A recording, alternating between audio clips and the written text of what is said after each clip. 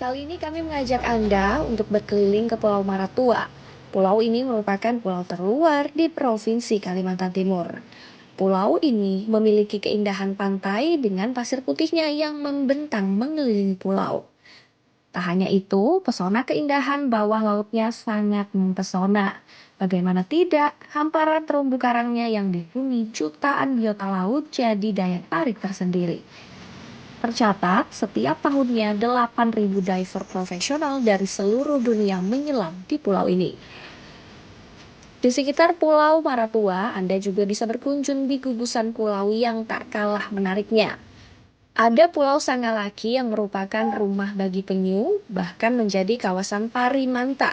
Ada juga Pulau Tangkaban yang sangat terkenal di dunia sebagai rumah ubur-ubur yang tidak mengingat.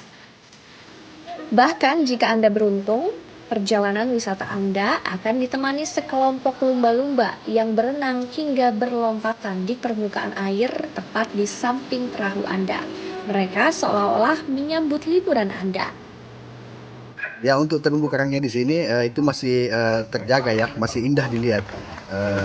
Nggak seperti yang yang kita lihat di luar di sosmed. Mungkin ada beberapa yang bilang bahwa terumbu karangnya itu hancur oleh kapal-kapal yang datang dari luar. Tidak seperti itu yang kita kira.